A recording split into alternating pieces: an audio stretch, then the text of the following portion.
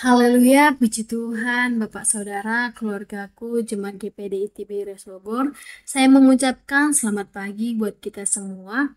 Saya percaya bahwa kesempatan pada pagi hari ini kita boleh ada itu semua karena anugerah Tuhan, pertolongan Tuhan boleh nyata di dalam kehidupan kita. Nah, saya mau mengajak kita semuanya sebelum memulai setiap kegiatan rutinitas kita pada pagi hari ini, saya mau mengajak kita untuk mendengarkan renungan pagi yang telah tersedia di gereja kita.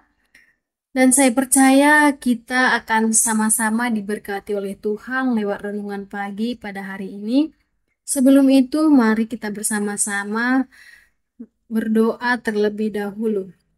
Mari kita berdoa.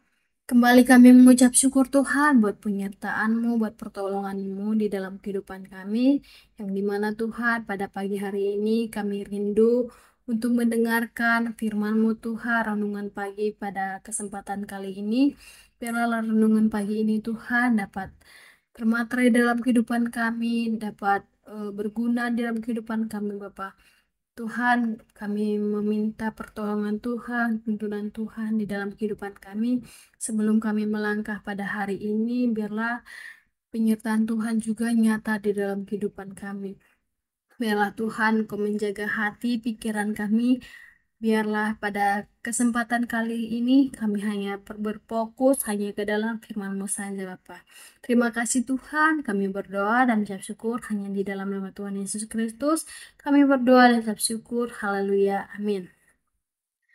Puji Tuhan Bapak Saudaraku, saya mau mengajak kita bersama-sama untuk membuka ayat kebenaran firman Tuhan kita yang terambil di dalam Kisah Para Rasul 16 ayat yang ke-26 yang berkata, akan tetapi terjadilah gempa bumi yang hebat sehingga sendi-sendi penjara itu goyah, dan seketika itu juga terbukalah semua pintu dan terlepaslah belenggu mereka semua.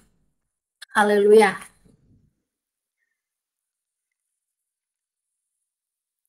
Nah, di dalam Kisah Para Rasul pasal 16 ayat 26 ini tadi berkata, dan pada kesempatan kali ini saya rindu untuk membawakan sebuah tema yang berjudulkan belenggu yang terlepas.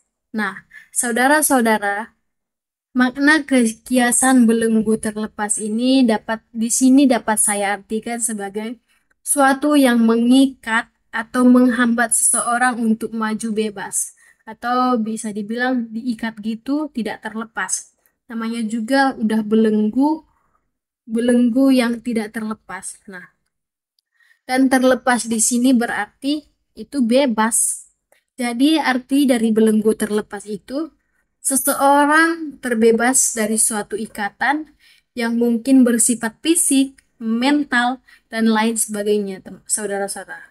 Nah, di dalam Kisah Para Rasul 16 ini ayat 26 ini menjelaskan bahwa tiba-tiba terjadilah gempa bumi yang dahsyat yang menggoncangkan pondasi penjara. Nah, di dalam Kisah Para Rasul pada waktu itu mereka berada di penjara, dan di penjara itu mengalami belenggu seperti goncangan pondasi penjara itu, dan pintu-pintu penjara itu melepaskan belenggu para tawanan, saudara.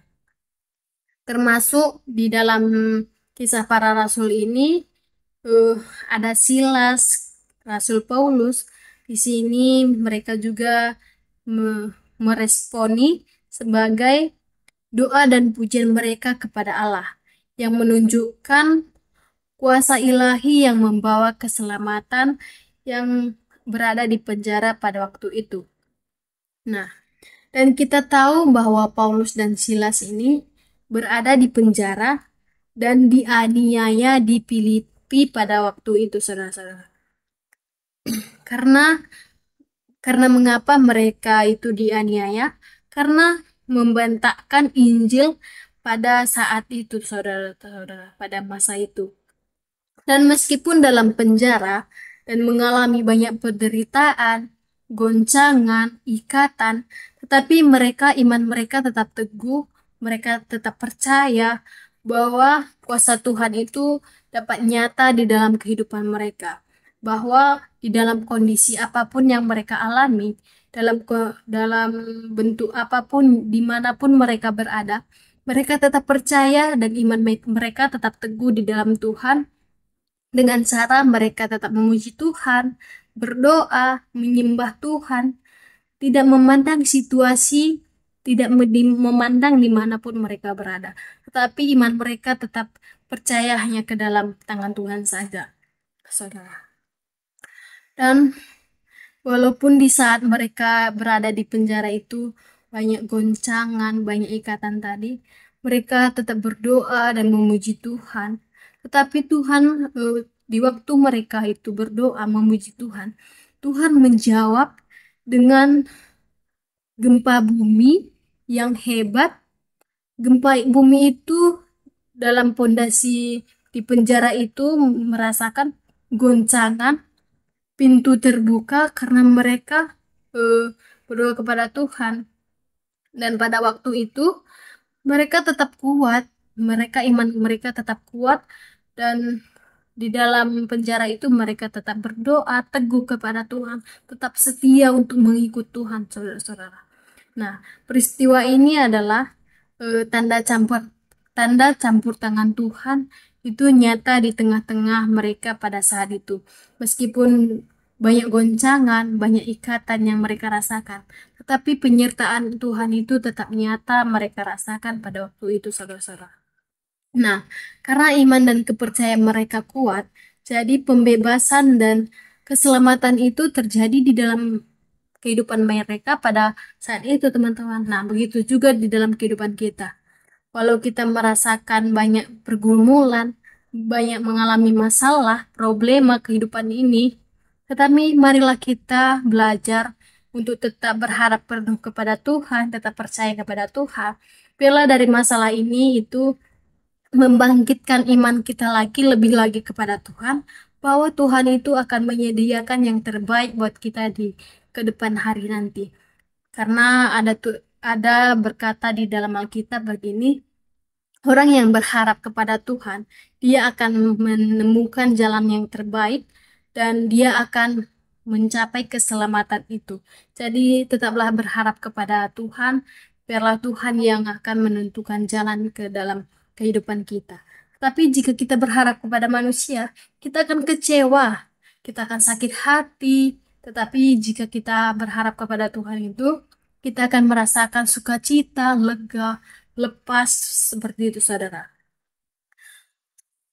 Jadi, saudara-saudara, di ayat yang ke-26 ini tadi menekankan bahwa di dalam kondisi dan situasi apapun yang kita alami, kita harus tetap percaya, kita harus tetap menyerahkan setiap masalah, problema kita itu kepada Tuhan. Tetapi tidak hanya menyerahkan problema masalah yang kita hadapi, tetapi kita harus tetap percaya, berharap penuh kepada Tuhan lewat doa-doa kita, pujian kita, penyembahan kita. Kita tuh harus memanjatkan itu semua lewat tindakan kita.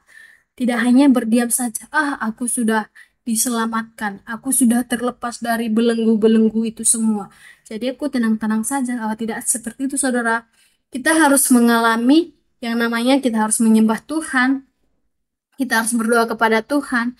Biar dari setiap doa-doa kita, penyembahan kita itu, Tuhan dapat disenangkan dan masalah kita itu juga akan terlepas, saudara-saudara. Karena bagi orang yang berharap kepada Tuhan, Tuhan akan menyediakan jalan bagi orang yang berserah kepadanya.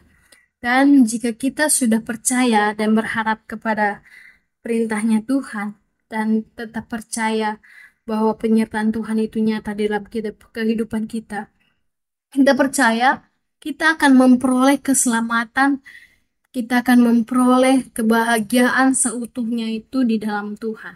Nah, jadi seperti itu tuh, saudara-saudara.